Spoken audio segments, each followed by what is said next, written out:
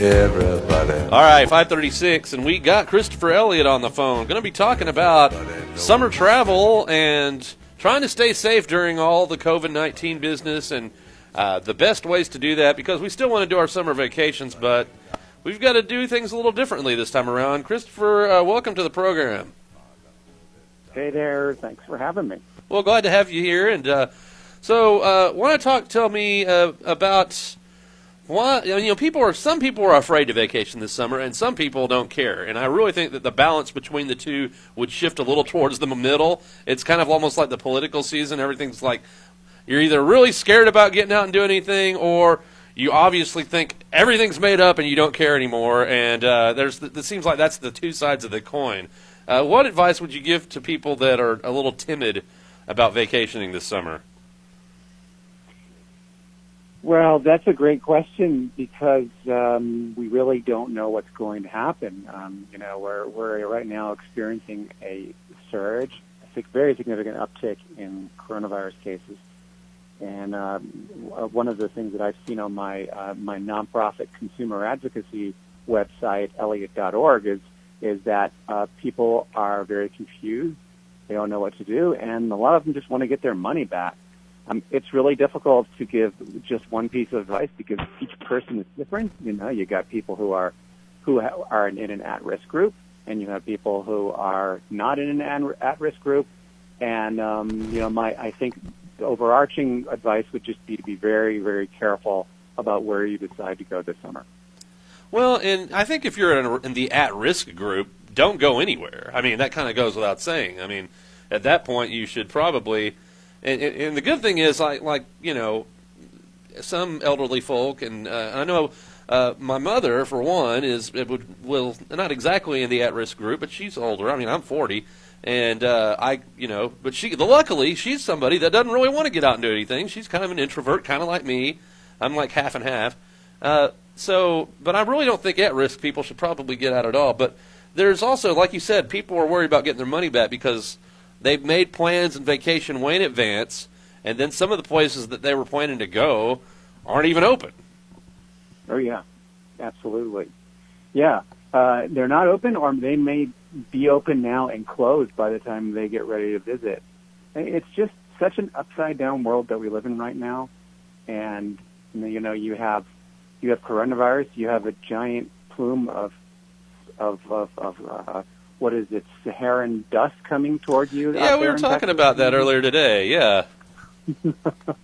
All you need now are, what are the other biblical plagues? You got locusts. Oh, yeah, well, we got the murder hornets. That's pretty close. Close enough, yeah, there you go. Cicadas coming out of the ground this year, yeah, the cicadas are coming. This is ridiculous. And so, I mean, I've been writing about travel for my entire career, and I'm at the point now where I'm just saying, I don't even know what to tell you, I mean, look, don't get yourself killed. I think that's really obvious advice. My parents, like your mother, are in an at-risk group or very close to there. And but in the end, they're going to do whatever they want to do, too. You can't tell your parents what to do. So if they want to go gambling in Reno, they're going to go gambling in Reno.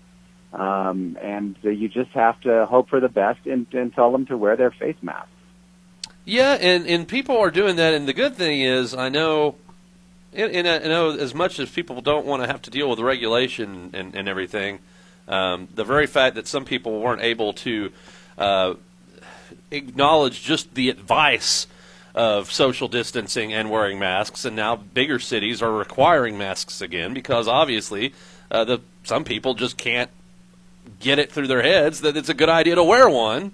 And that they should be wearing one, and they don't, and especially in the big cities. So now that they're seeing the requirements go in. But I mean, the thing is, though, as long as people are being, are sanitizing and following the protocols they need to, is there anything that really could get in the way of us enjoying a good summer vacation? And do you have any ideas of where people might want to go?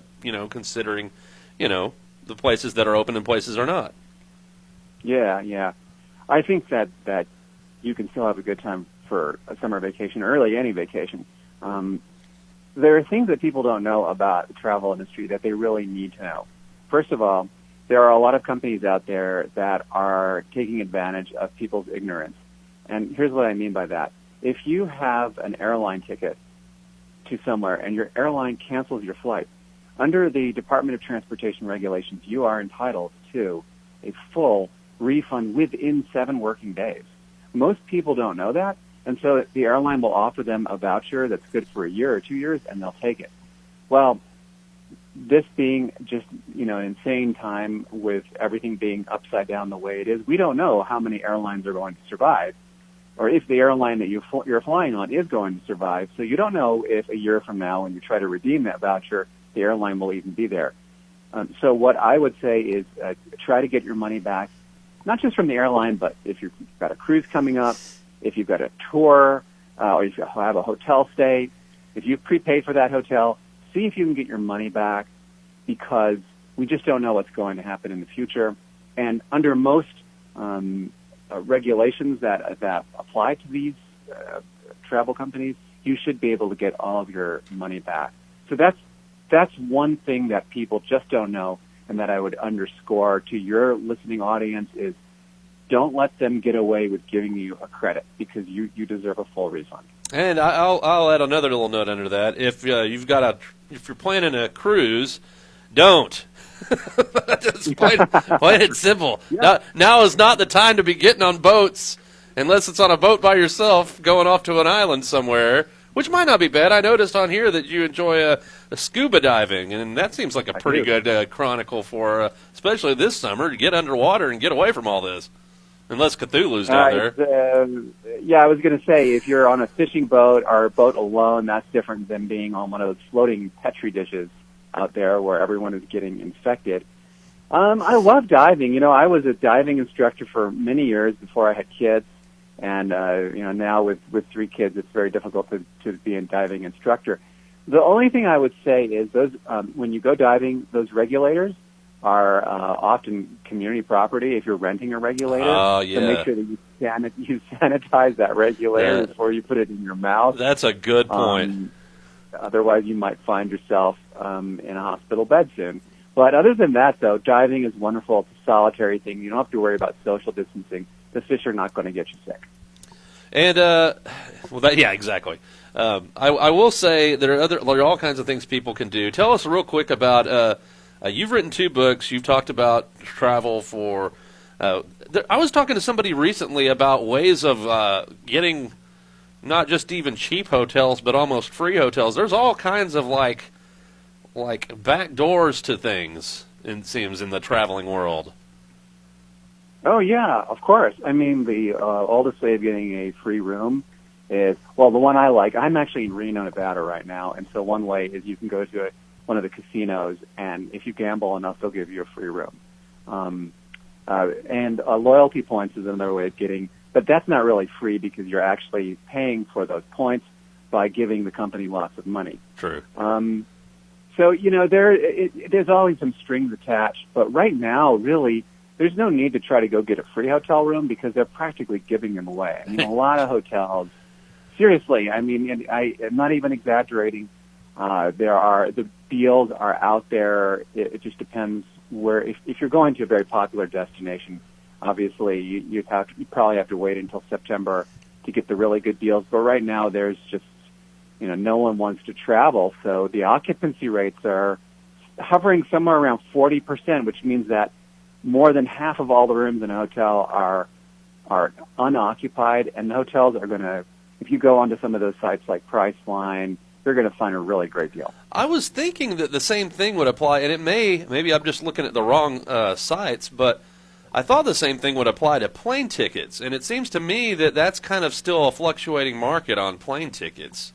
Is it because it's so expensive you got to fly the plane, and so you've got to fill the plane, and even if there aren't that many people traveling, is that part of the problem? Well, as you know, I run a nonprofit consumer advocacy organization. It's called Elliot Advocacy. I know it's a real original name. But if you go to my site, elliot.org, you'll find, it's 2 L's and 2 T's, you'll find a discussion after discussion about this topic, which is, why our airline tickets price so crazy. I'll give you an example. If you book a round-trip ticket, between point A and point B, you'll pay less oftentimes than that same ticket just for a one-way. Nothing makes sense about it. Airlines have a whole team of analysts that do nothing but try to project what demand is going to be on a route and then set the airfares according to that. So you're almost better off. A lot of these sites, Google Flights is a good example. They have fare alerts that you can set, and you can set an alert for a place that you want to visit. If that alert comes in and you see a price that you can afford, book it.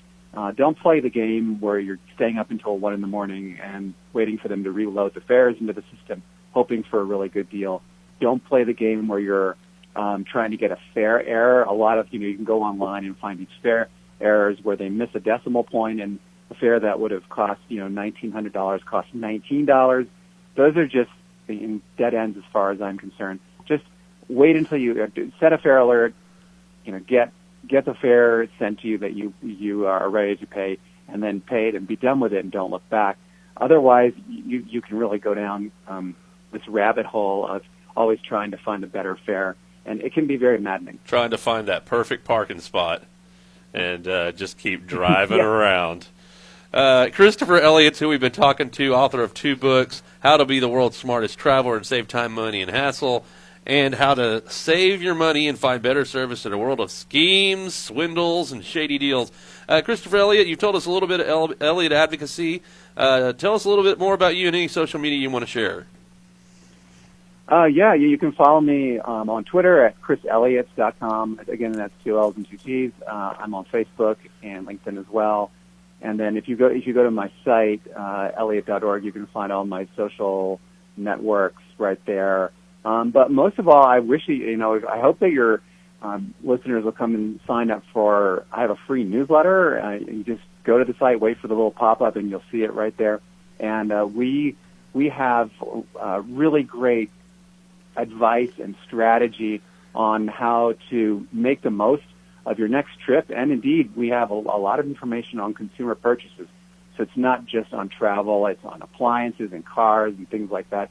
So if you want to be a smarter consumer, good place to visit, elliott.org. All right, Christopher Elliott. Anything else you want to share with us real quick?